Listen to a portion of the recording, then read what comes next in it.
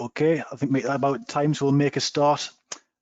Firstly, hello and welcome to our brand new Q&A webinar, where our team of experts, the Raytec Ex-Men, will be tackling your questions on specifying lighting for hazardous areas. I think first of all, to say a big thanks to everyone who submitted questions over the last couple of weeks, and we're going to do our best to get through as many of those as we possibly can.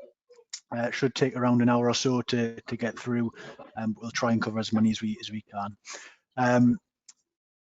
There is an opportunity as well to leave questions as we go through, so you should see in your control panel there's a question section which you can access and type out any questions in there. I'll be keeping an eye out on those as they come in, and we'll also be leaving some time at the end to try and answer any additional questions as well. So I'll start by introducing myself. My name's Callum Ryder. I'm the marketing manager at Raytec, and I'll be effectively the host for the webinar today, reading out your questions and put them to our panel of Raytec Ex-Men. So just to introduce everyone, so first up, we've got Andy Oliver. Andy, if you could turn your camera on, please, and just quickly introduce yourself. Hi, so I'm Andy Oliver. I'm Regional Sales Manager for the UK. I've been with Raytec 3.5 years. Yeah, looking forward to your questions. Thank you. Next up, we've got Jonathan Somerset. Yep, hi everyone, Jonathan Somerset, and Product Manager for the Hazardous Area Division here at Raytec, so looking after the product portfolio and new product introduction. Thank you. We've got Dave Coulthard.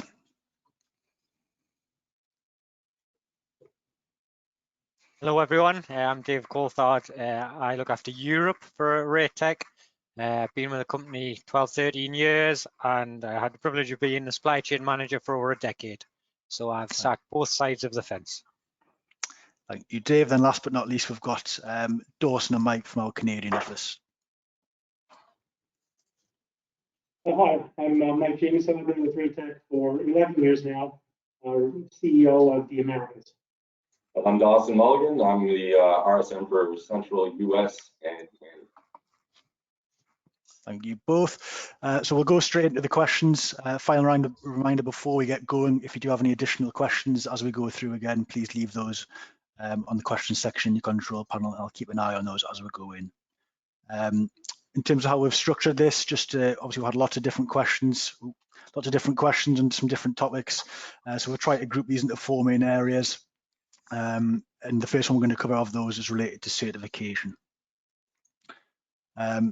So the first one's from Richard. What is happening with the certification come the new year, which I think is quite a popular question in the UK, hot topic at the moment. Andy, do you want to pick this one up for us? Yeah, thank you, Richard. So obviously one of the biggest things about certification, certainly for us in the UK, is the impending Brexit negotiations and how that affects trade in the UK and the rest of the world. One of the other big features is the new, which is related to Brexit, is the UK CA marking and how that's going to affect us as well. Now, what we do know at the moment is that we have a 12-month grace on the UK CA marking, so we don't have to introduce that immediately. But certainly regarding the Brexit negotiations, at this moment in time, we know as much as anybody else, which, got to be honest, isn't a lot. As soon as we know more information, we'll be able to broadcast that out. But it is our intention to host another webinar in the new year once we have all that information. Yeah, thanks, Andy. So like Andy says there, we'll be looking to do another webinar in the new year once that information is a bit clearer and answer any questions you've got on that in a similar format to this. So keep an eye out for that. Let me add to that as well, Callum, that course, yeah. So rather than just certification, looking at it from a business perspective, I know that all departments within the business, logistics, production, supply chain, certainly, they've been looking at all the options, looking at all the potential outcomes, and they've put in contingency plans waiting for a final decision to be made. So we have a number of options and potential solutions, and when the button is pressed, so to speak, we'll be in a good position then to press forward with whatever we have in place. Thank you. Okay, moving on. So this one is from Anish. What is the main difference between EXC and EXD, which is better? So Dave, I know this is something you get quite a lot and something you've covered for us in the past. Do you want to pick this one up for us? Yeah, I'll have a go. So I did a webinar on this earlier in the year, so hopefully I'll remember most of it. So how will I answer this? Maybe we take a step back and say, why do you need EXE or EXD? So you need EX equipment because if we talk about the explosion triangle, so when we talk about explosion triangle, we talk about you need fuel, you need oxygen, and you need an ignition source. And we know in a lot of areas, fuel is often what we're looking for, so we can't do without that. Oxygen, there's often people involved, so it's very tricky to do without the oxygen. So what tends to happen is to remove the risk, we mitigate or reduce the ignition risk. Now, EXE and EXD do this in two very different ways. The protection concept of EXE is very much to prevent an explosion from occurring, and EXD is more to contain and extinguish an explosion should one occur. And to do that on EXD method, it's a purely mechanical method. So you have flame paths, you have very heavy duty, well-braced units that are designed to contain the explosion and the pressure that's generated within. However, that does mean that you have flame paths to maintain. It also means that should you need to, and you need to maintain those on a regular basis. You know, if you have a 10-year fitting, you can do that 3, 4, 5 times throughout the lifespan of the fitting. To do that, you have to undo lots of torque bolts. You have to redo torque bolts, often in a certain order, to maintain the integrity of the unit and have those checked. So it's very, very labor intensive. With an EXE fitting, you tend to reach a protection level through encapsulation. So what that means is that any of the elements that could pose a risk tend to be potted and therefore mitigating that risk. That allows you to then produce, in Raytec's case certainly, a modular EXE fitting, which means all those components can be replaced down the line. So if I had the choice, I would certainly go for an EXE fitting. They're easy to install, they're lighter, a lot less maintenance, no flame paths, a lot cheaper in the long run with those reduction in costs. And also a sort of an aside point, they tend to have wider gas groups and certainly wider temperature ranges than a lot of the EXD fittings. So I would certainly say EXE over EXD is always my choice. Dave, and like Dave said there, we did do a separate webinar on this earlier in the year, which Dave hosted. The recording of that is online, so if you want to have a watch back over that in a bit more detail, then please do so via the Raytec website. Okay, so moving on to the next one. What are the physical differences between certifications, for example, Zone 2 and Class 1 Div 2? This one's from Fernando. Dawson, do you perhaps want to take this one for us? Definitely. So in our North American market, everything is UL 844 certified. So we focus heavily on the C1D2 market, C1D1 market. Zone 2 ATEX is primarily an international certification. We don't see it a lot unless things are going overseas from most of our customers here, building things and shipping them out. With our products, C1D2 has to come with a 3/4 inch MPT gland. ATEX, it doesn't really matter. Standard would be M20, but with our linear products, we actually, and with the flood products, we carry a tri-rated version. So it's both Zone 2 and C1D2 certified. So those are readily available for any customers that are unsure of whether they want ATEX or UL 844 certification.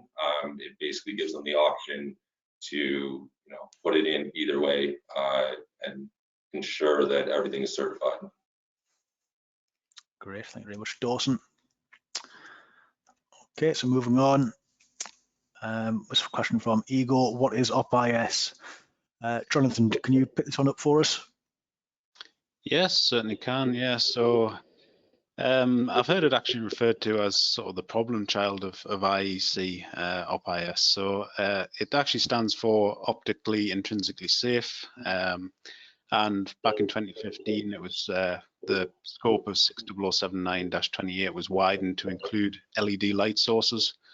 So what it covers is the ignition risk by optical radiation from a light source. So if you imagine a potentially explosive atmosphere with dust particles in that atmosphere, the dust particles could absorb optical radiation and then reach its auto ignition temperature. So this was when OP-IS was brought in for LED light sources. It was then found that it only really represented a problem when you had collimated beams such as lasers or very, very focused beams of high energy light. So the IEC actually issued an interpretation sheet back in 2019, which essentially removed LED light sources from the scope of OP-IS. So particularly if you've got a diffuse light source, LED light source used for general area illumination. So you find that maybe some older products that have certified in 2018 might have OP-IS, and then after 2019 probably don't have OP-IS. Okay, thank you very much. Next question is from Carlos, who I'm guessing is joining us from Brazil. He asks, do Raytec products have INMETRO certification? Mike, could you take this one for us? Yes, actually, that's an easy question, so I'll be happy to take it. The INMETRO, which is a Brazilian certification, is mostly a paperwork exercise. So we've started the procedure. I would say 4 to 6 weeks we would be finished it. So any project that anybody's working on in Brazil, that won't be an issue, and we're committed to doing it. Okay, that was an easy one. Obrigado. Great, thank you. Next question from Anthony, again, another similar certification one, this time for Russia. Jonathan, I don't know if you can perhaps pick this one up. So can you explain more on the certifications and standards used in Russia? Yeah, absolutely. So similar to INMETRO, that is particularly certification required for import into Brazil. We also have EAC, which is certification required for import into Russia and other countries within the Russian customs union, so Belarus, Kazakhstan. I think it also includes Armenia and Kyrgyzstan as well. The applicable standard for hazardous lighting is TRCU 012, and that was issued in 2011. So to get this particular certification, a manufacturer has to demonstrate compliance with 037 and 0004.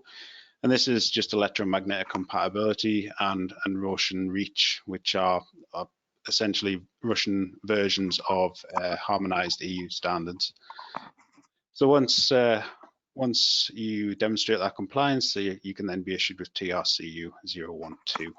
A lot of that standard references the 60079 standards, so just with a few local deviations, such as requiring the rating label and the instruction leaflet to be written in Russian. So the majority of Raytec products are covered by EAC certifications. So if you have any projects in those customs union countries, then we probably have a product that is suitable. Great, thank you very much. So that covers our first section on certification. Next, we're going to move on and look at some questions relating to general specification of lighting in hazardous areas. So we'll move on to this section now. The first one is from Joseph, so relating to central battery systems. So Joseph says he's looking for a central battery solution for zone 1 and zone 2 instead of using emergency fixtures.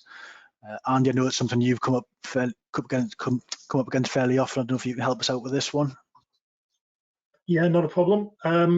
Yeah, central battery systems is a way of managing a whole facility of their emergency fixtures. Now, they are available. You can have a central battery system as a zone 1 or zone 2 system on its own. However, the cost associated with that is astronomical.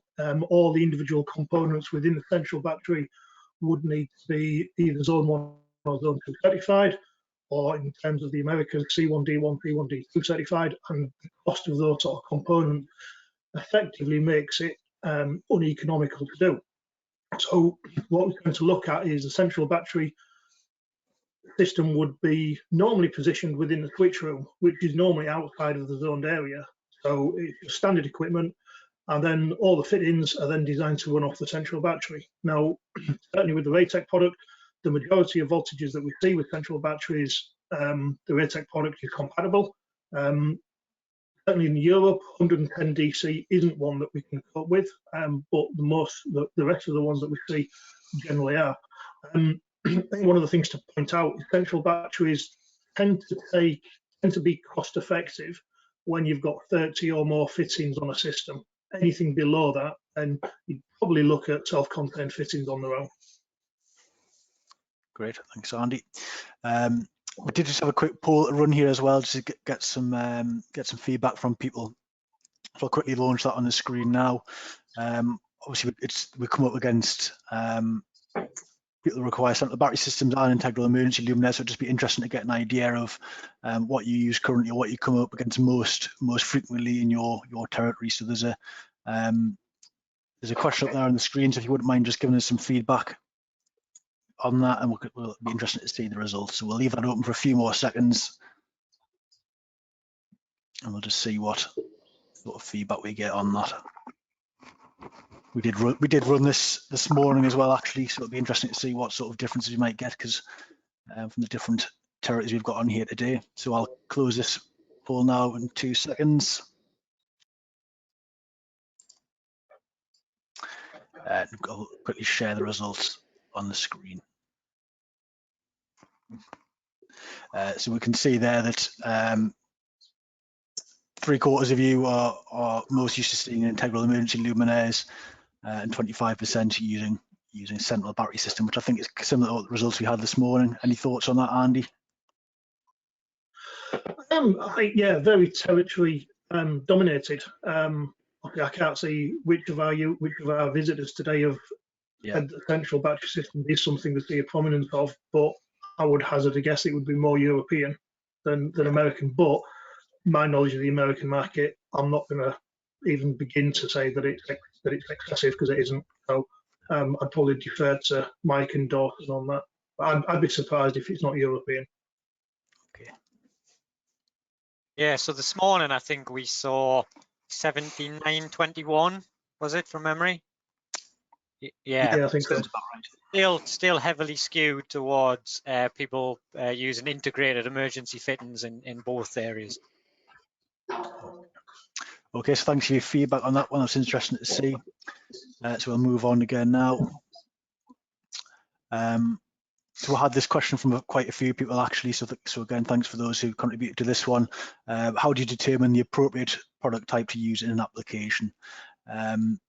Dawson, do you want to start us off with this one? Definitely. So basically what we do all day, right? When we look at every application, the first thing that we look at is what the customer's requirements are. So what certification they require, what existing fixture they have, if it's a new design, how much light they need on a plane. We basically look at how we can best light the space safely and efficiently.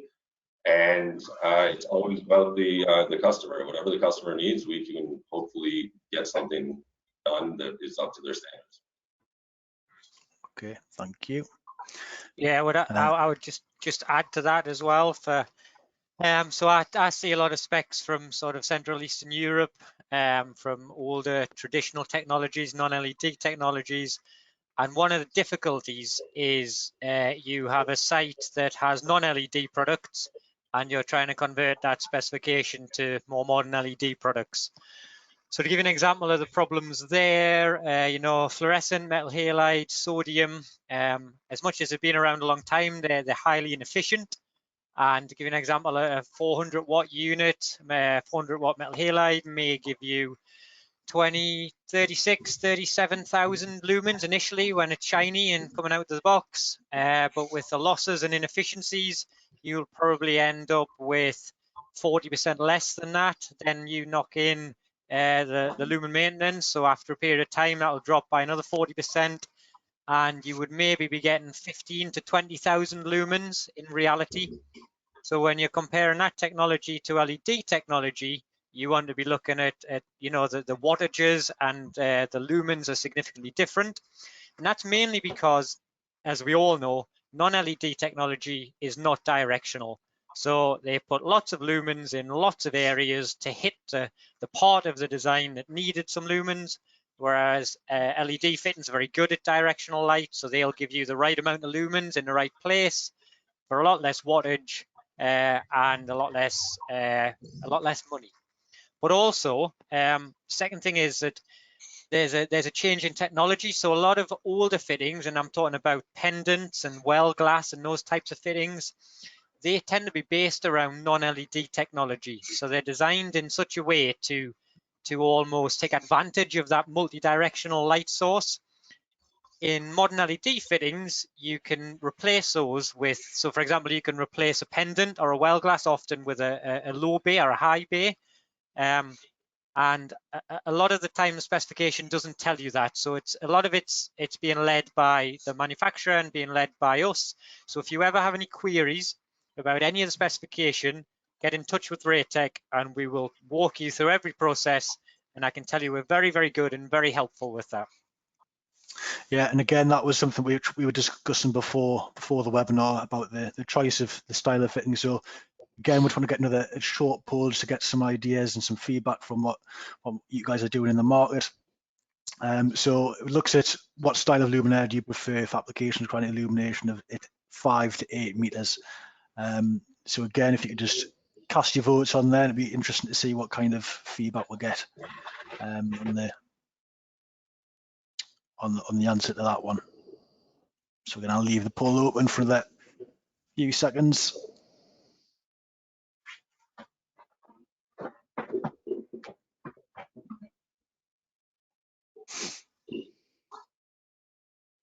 See them coming in now, so we'll give it another couple of seconds and I'll close the poll and I'll share the results.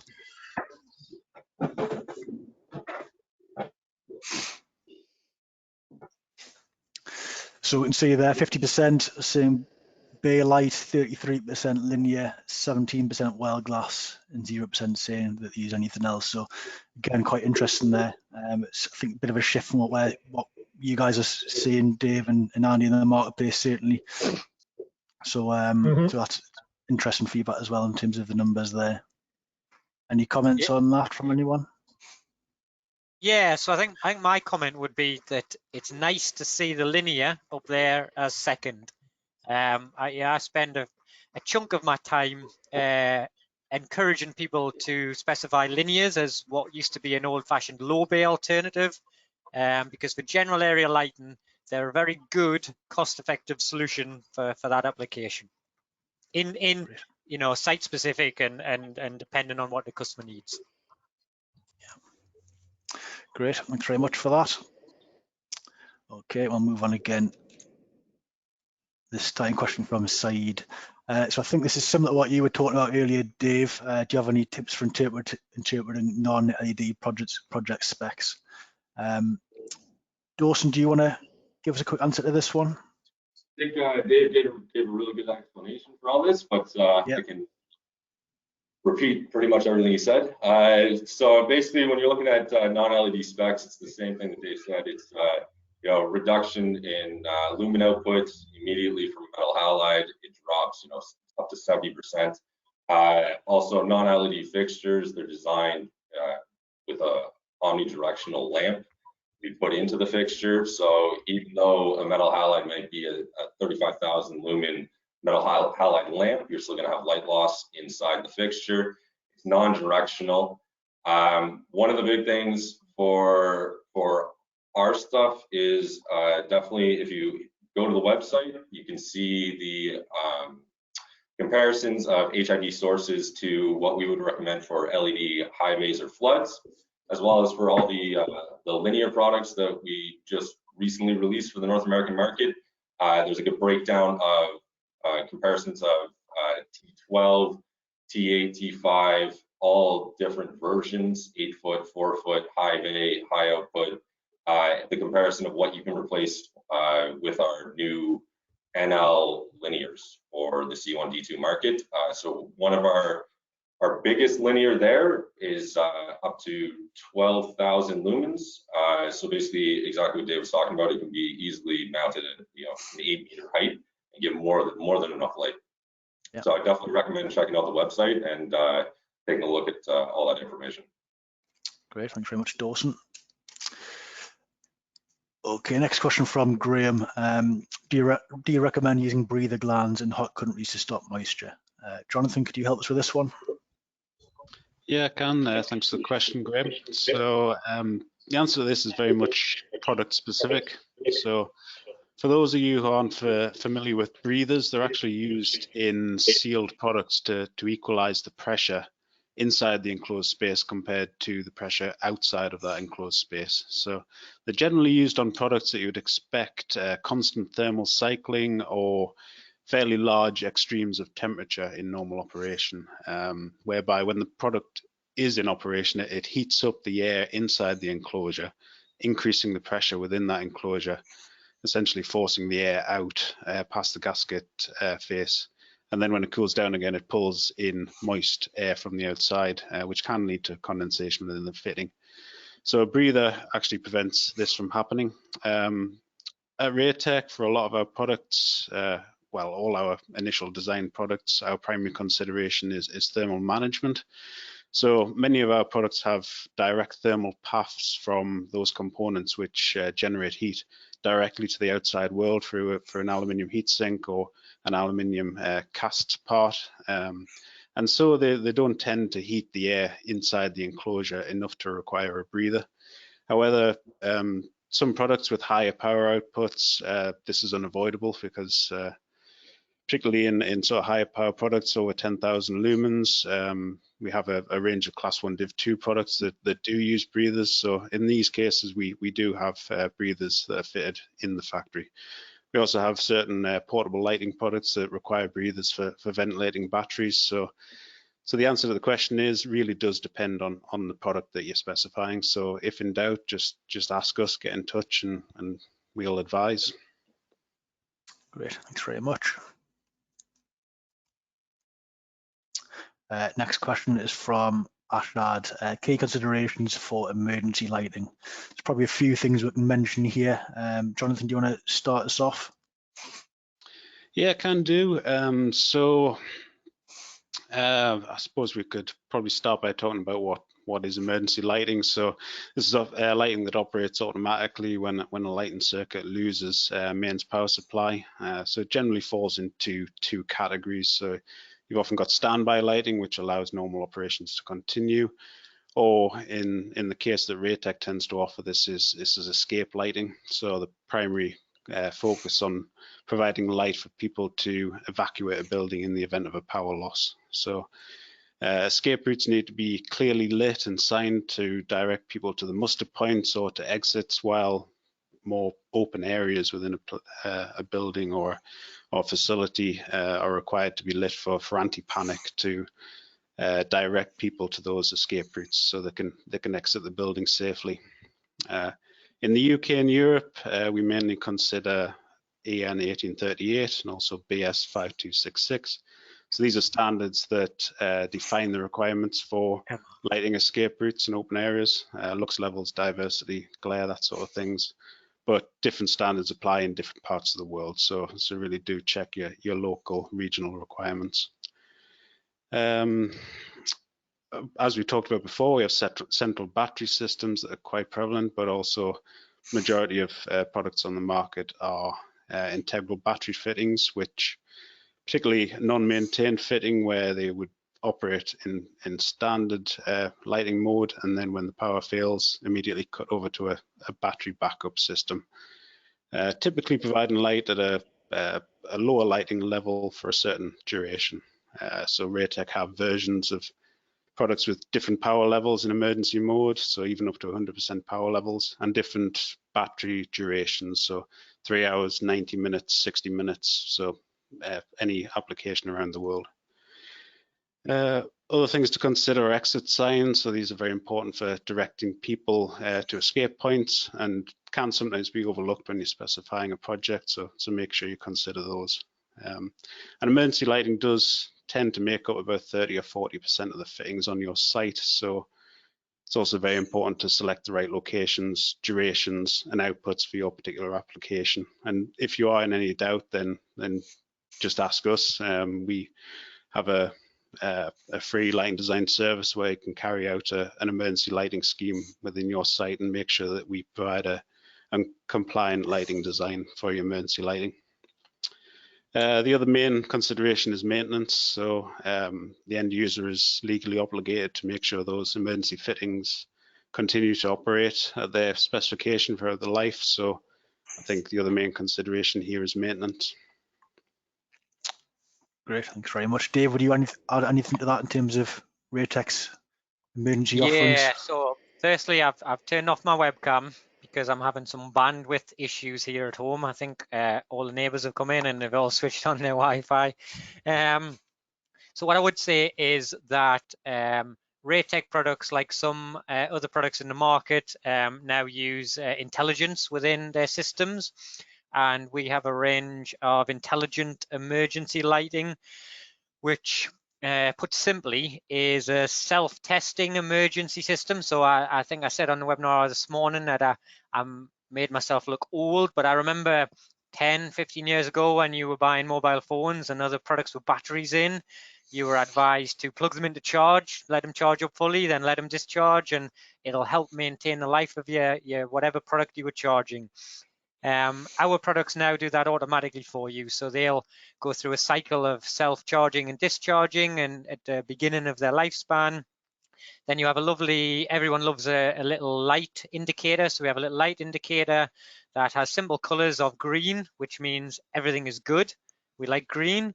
Amber, meaning it's either in a testing phase where it is discharging and recharging to check everything is okay, or it's in its initial commissioning phase, and it'll turn red if you have a fault. So that helps if you are looking at maintenance on a site, or if you want to do a walk around and check things are okay. If everything's green, then everything is good.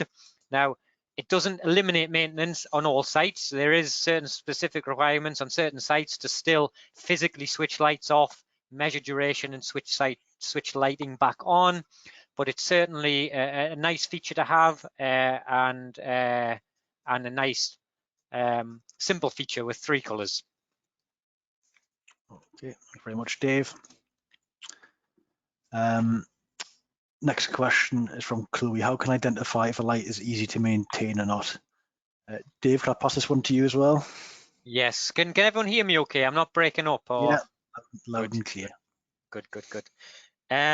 So there's a few things to look at here to check if it's easy to maintain. The first thing, and probably the simplest thing, is to ask the manufacturer. Ask them, are their lights easy to maintain, and are spares and serviceable parts easy to get hold of? And that'll give you a big clue.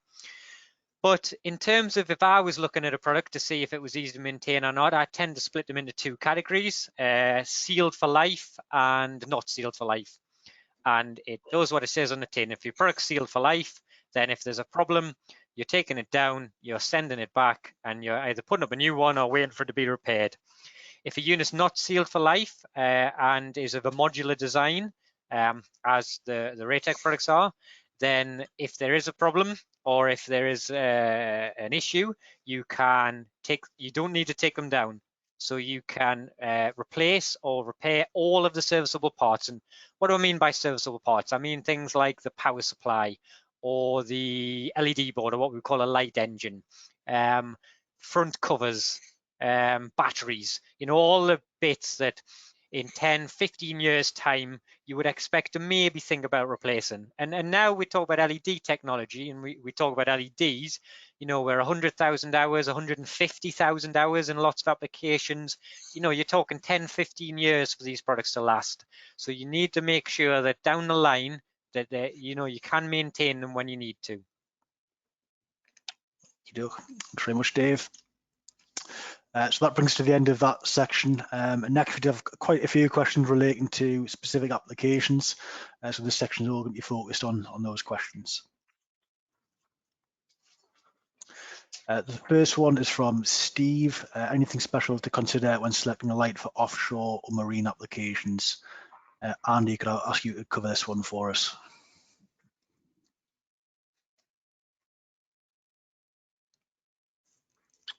That was amateur, forgot to turn my mute off. Hey, Steve. Yeah, offshore applications. Biggest thing for offshore lighting is the conditions, I think. And one of the big considerations there is the environmental conditions. So you're going to be subject to lots of variables and lots of variations within the weather, such as UV stabilization, lots of sunlight, changes in temperature going from daytime to nighttime, so high temperatures to low temperatures. You've also got the water to consider, so the salinity of the water, is there much salt water about, and how's that going to affect the body of the fitting. And then going back to what Dave said earlier about choosing EXD over EXE, a lot of applications on offshore sometimes require rope access, and you really want to be doing major maintenance when you're, and obviously rope access is perfectly safe when you're doing it properly, but do you really want to be dangling about underneath the platform trying to keep hold of nuts and bolts when you're trying to service an EXD fitting? If it was me, and you wouldn't get me doing that for all the tea in China, I would say no. I would want a nice, easy EXE, easily maintainable fitting. And the other side of considerations are, what is the application? What is it that you're trying to light up? And again, some of the emergency features are very prevalent when you look at that, and the difference in output that we can offer versus time that those fittings are on. Great, thanks Andy. I will just say as well that if you look at the handout section, the control panel, there's some downloads there, a couple of which have done recent application focuses for ports and terminals, and also one for offshore wind farms as well. So if you are interested or involved in lighting for offshore applications or marine applications, then they might be of interest to have a bit more for further read through. Next one's from Paul. Is GRP suitable for use offshore? So again, another offshore question. GRP is one which we get quite a lot. Dave, do you want to cover this one for us? I shall. I've turned my camera off again because I'm having some flickering. Apologies for that. So this is a very good question, actually. Thank you, Paul. It's not as straightforward as you would think, so I'll try to give a balanced, fair answer. First of all, what is GRP? So it stands for glass reinforced polyester or glass reinforced plastic. So in reality, what that is plastic that's reinforced with fiber, or what we know as fiberglass. Pros and cons of those types of products. GRP is lightweight. It can be durable in the right conditions. So, in the right applications, it is perfectly fit for purpose, and it is very cost effective for a manufacturer to produce. However, you probably sense the caution in my voice. The reason that Raytec linear currently, SPARTAN linear isn't GRP is because of the cons, and chemicals and solvents don't like GRP, particularly for offshore. So I would always be a little hesitant specifying GRP offshore. So what happens to it? It becomes brittle, it can crack, it can shatter. And offshore, what do you have? You have things like drilling mud, cleaning solutions. GRP doesn't like those sorts of things. What else do you have? Sometimes, and probably not in the North Sea, but in certain areas, you have the sun. And UV exposure is bad for GRP. It does exactly the same things. It causes it to go brittle. It causes it to crack. And it manifests itself generally at the points you don't want it to. It'll manifest itself at the points of stress, so things like hinges. So if you're relamping or if you're opening up to service things, then you will find cracks and you will have issues potentially. Now, there is I heard a little story a little while ago where a lot of offshore guys refer to GRP fittings as fishbowl fittings, and that's nothing more than they have cracked, they have leaked, but because they have a big front lens, they fill up with water and you can see inside. Being fair and balanced, if there isn't a chemical application, if there isn't real UV issues, and if it isn't a harsh environment, GRP certainly has its place. But I've seen 3 specifications in the last 2 weeks, which have been offshore, and they have explicitly asked for either aluminium or stainless steel. And that is because of the issues known in the industry caused by GRP offshore. Okay, thanks, Dave. And obviously, Dave, you covered that in a webinar again earlier in the year. So again, if someone wants to have a bit more of an in-depth look at that topic, then there is a recording on our website. And there's also a handout which you can download from the control panel as well, which is called LED Linears Compared. and looks at the different LED products on the market. So you may want to take a separate look at that when you have some more time. Moving on, this one from Rudy: could an EX approved product be used in an industrial application for more durability? Jonathan, could you help us with this one, please? Yeah, that's an interesting question. So the basic answer is yes. I mean, there's nothing to stop you from using a Zone 2 or even a Zone 1 fitting in an industrial application. I mean, generally, when I talk to people, the perception is that an ATEX fitting is designed and built to a more stringent design standard than a normal off-the-shelf commercial industrial fitting. So people can be more comfortable specifying those type of fittings in a more arduous industrial environment, even when an ATEX fitting isn't actually required for that application. So I can see why people might do that. I would add also that Raytec's in heavy industrial products are actually designed and built to the same durability and quality specification as our Zone 2 fittings, so they have the same materials, same ambient temperature range, exactly the same construction as our Zone 2 fittings. So in that particular instance, there'd be absolutely no reason not to use one of Raytec's heavy industrial fittings in a safe area or a more arduous industrial environment. Okay, thanks, Jonathan. Next one is from Kevin. Recommendations for dust-only applications. Dawson, could I come to you for this one? So Raytec has not created a Zone 21 linear for dust applications, as well as we just released our AR high bay and flood or NSF food production facilities in North America. So it's all National Sanitary Federation certified for full washdown in any sort of food manufacturing, grain processing, any sort of agricultural facility, anywhere where there's a food present. So it's all fully certified. You can find that on our website. Great, thanks, Dawson. Andy, would you add anything to that for our other ATEX products? Yeah, certainly looking at the UK and the European market, products have traditionally been either Zone 1 and 21, so gas and dust, or 222 gas and dust. What we've done is we've launched a range of products that sit just nicely in between that, which are Zones 2, 21, 22. So absolutely perfect for a dust application. In terms of price, they sit just between the Zone 1 and the Zone 2 product. Again, going back to inspection and maintenance, if you were to have a Zone 21 product for dust, and the only way you could do that would have been with an old Zone 1 fitting, is you have to maintain that to Zone 1 standard. Obviously, if you've got a Zone 2 product that is certified for 21, 22, then your maintenance and your inspection schedules are a lot less rigorous and a lot easier to perform and a lot more cost effective.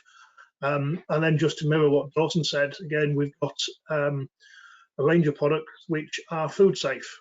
So specifically our high bay, it does have a glass lens, but we have a food safe covering that has a glass retention film, such that if any shattering of the glass occurs, then everything's contained within the luminaire. But again, it's not something that's in the price list, but if you talk to us, if you've got a query, these things generally come with a lighting design as well, and we'd look to specify that at source. But yeah, always talk to us. Great, thanks very much, Andy and Dawson. So the final categories of other topics. So moving on to these now. So does Raytec's lighting include IR for CCTV? That one from Amin. Mike, could you pick this one up for us? Definitely. The short answer is yes. But to expand a little bit, Raytec's core competency, and certainly from our origins, is infrared security lighting. So our floodlights, the 12, 24, 48, 72, are all available in infrared as an option. And we, as a company, specialize in this, and so designs similar to the white light design, but security, there is a different, you're having a different view of the lighting. The lighting is not for an overview, more of a directional.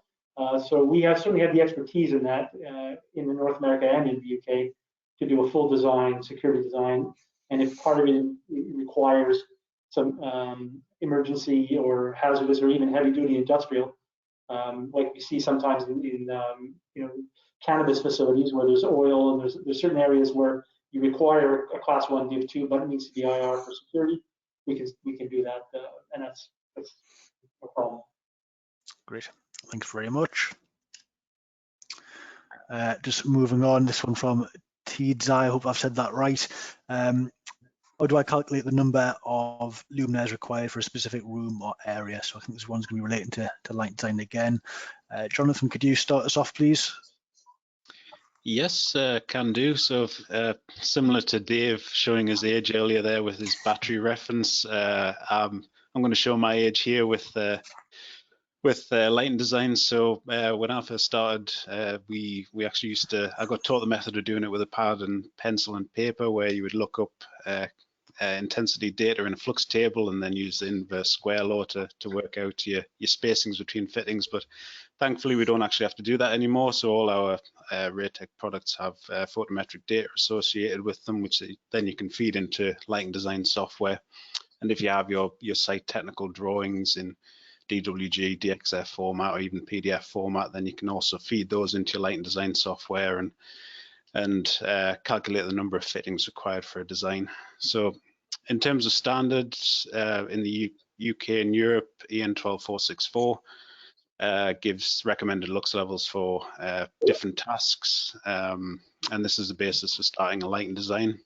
So getting the correct lux level for any particular task, but it's certainly not the be all and end all of lighting design. What you really need to consider is any obstructions that can cause issues or shadows, whether the direct or indirect lighting is most appropriate for that particular task. If you're retrofitting into an existing installation, you might want to use those existing installation points for your new lighting, so that would avoid any costs of rewiring. And then the real trick is selecting the correct luminaire for those particular locations. Also, a big consideration is whether you've got a clean or a dirty environment, because this can have a huge effect on the end result in terms of maintenance factor and room reflectances within your design. So overall, I think what I would really encourage people to do is talk to us, make use of our free lighting design software, because this is easily the best way to get the best results for your application and save money overall on a project. Great, thanks very much. Dawson, did you have anything to add to that, or was that cover? The only thing I'll mention is that for our standards for illumination, it would be the IES standard. So it's if you go to the IES website, they'll have a full breakdown on the foot candle levels. Of course, we use foot candles in North America.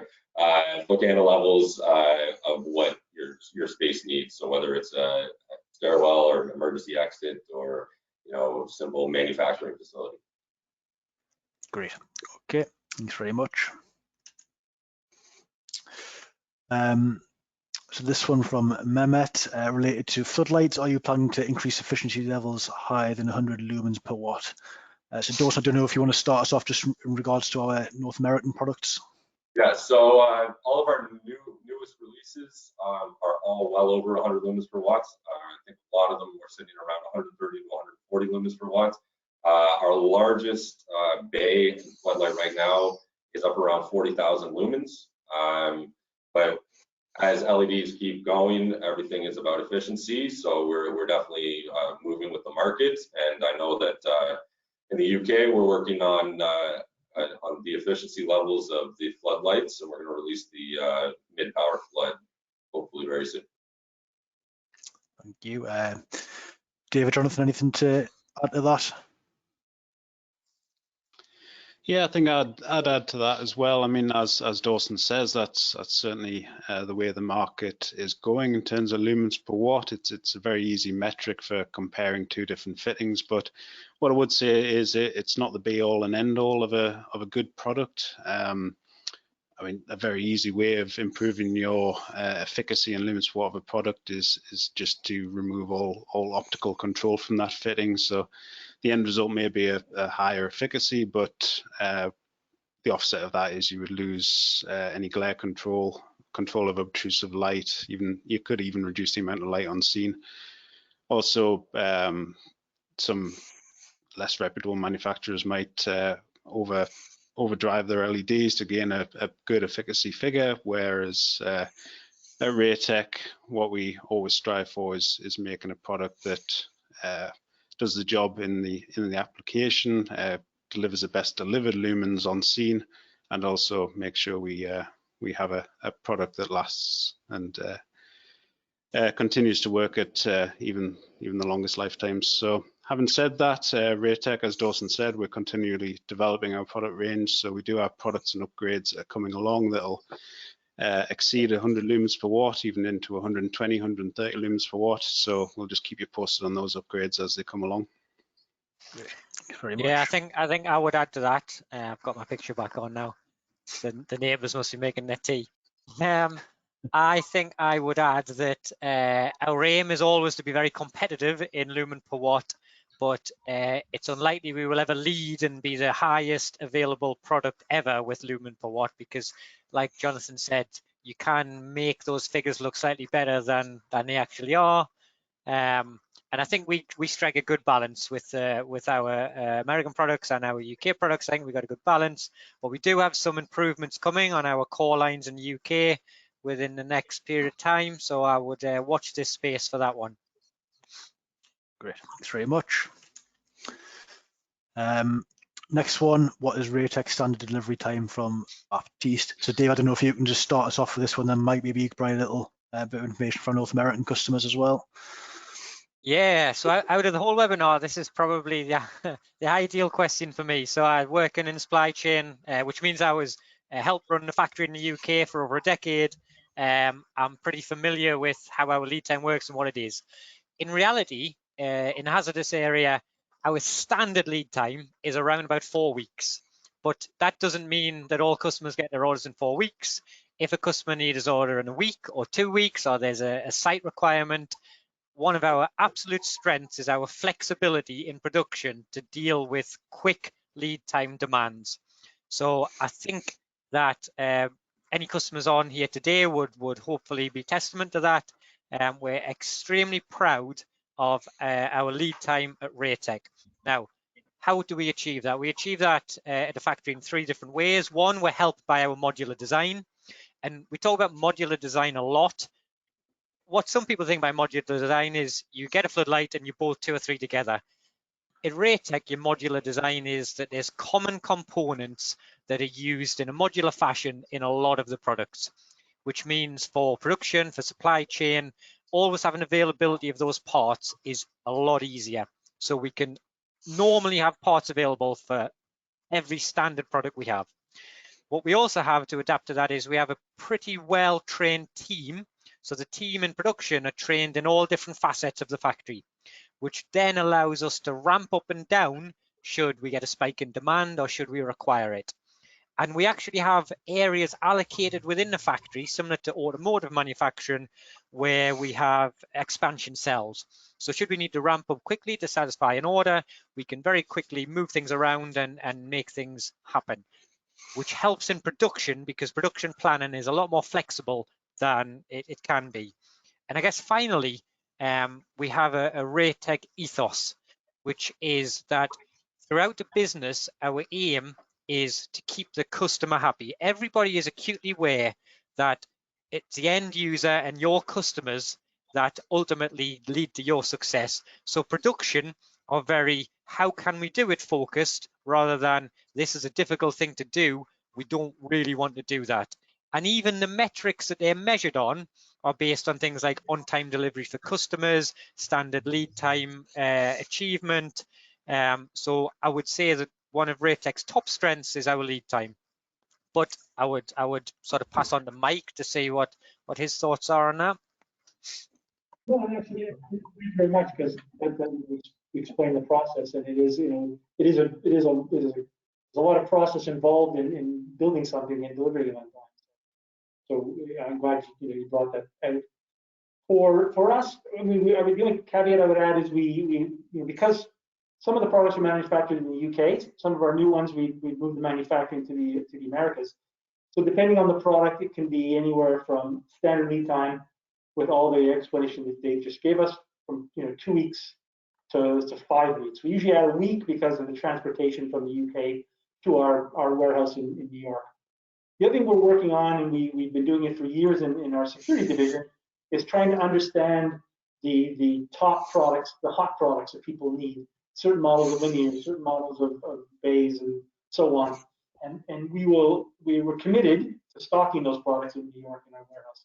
So if somebody just requires 2 or 3 units to get things going, and the other 20 can wait 2 or 3 weeks, that's our goal. So next day delivery on small quantities, and then longer delivery on larger amounts. We're not quite there yet because we're still fine-tuning the demand, and especially now with the new products. So our answer would be 2 weeks to 5 weeks generally, and if it's if we don't get it in 3 weeks, we lose the order. Don't worry about it. Let us know, and the team in the UK and the team in the Americas will do everything we can. Certainly. Yeah, so I can absolutely agree with that. So I used to work very closely with the production manager, still do, and one of our personal gripes was if we ever heard we'd lost an order on lead time, we took it very personally.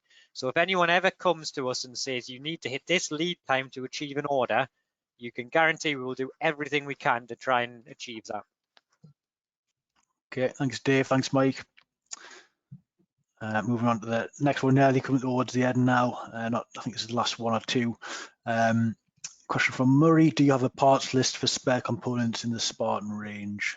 Andy, could you pick this one up for us? Yeah. Hi Murray. Yeah, we do. As Dave just said, Spartan range is based around a modular design. So there are replaceable components in there in all the products, be it glass lenses, gaskets, power supplies, battery packs, light engines. You can just about rebuild most of the products from scratch. I'm not going to say all the products because you can't, but that facility is there, and it's something that I personally emphasize very much with my UK distributors, and that parts are easily available. So yes, we have a parts list.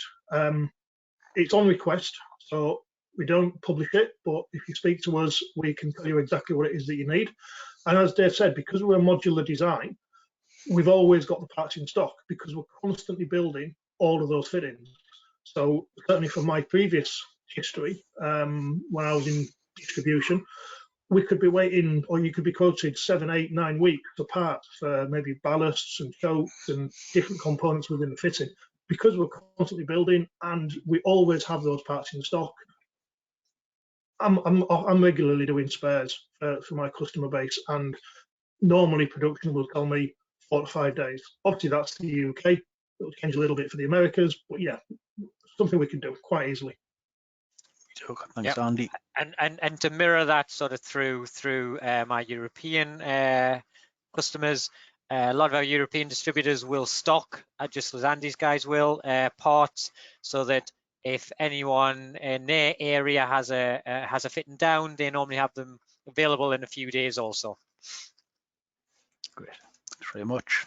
I think this is the last one now, so just a reminder, if you have any other questions, just to get them in on the questions section of the control panel, and we will be staying around for a little while afterwards. But this last question, which was asked to us beforehand, comes from Alex. How does the intelligent emergency feature actually work, and how often are the batteries tested? So Dave, I think you gave us quite a good overview of intelligent emergency earlier. Is there anything you would add to that? How does intelligent emergency feature actually work? How often are the batteries tested? I think I gave what I would class as a top level overview of intelligent emergency. I can add to it, certainly. So how does it work?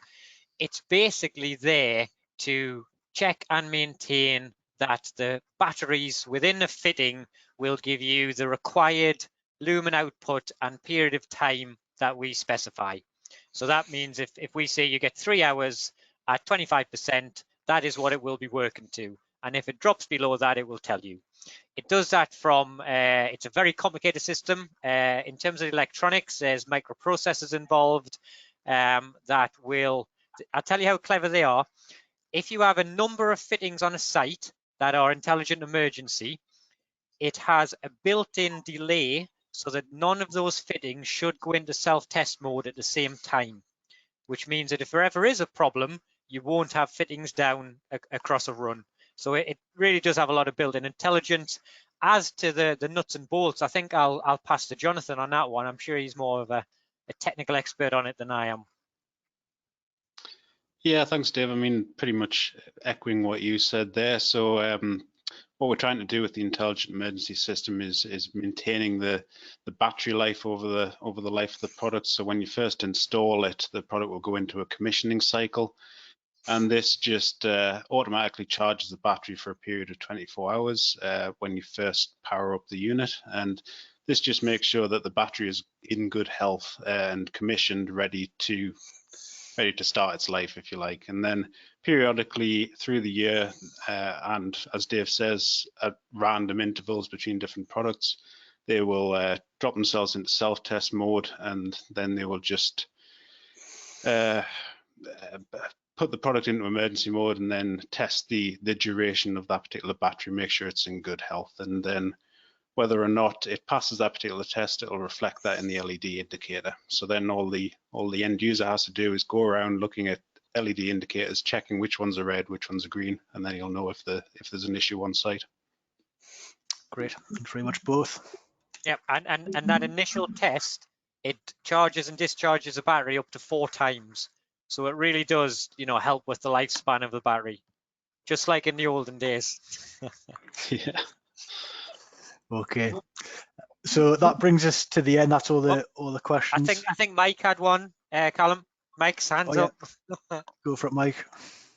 Just to get the last word, but one thing about for North American standard, so Class 1 Div 1 certification requires an intelligent battery.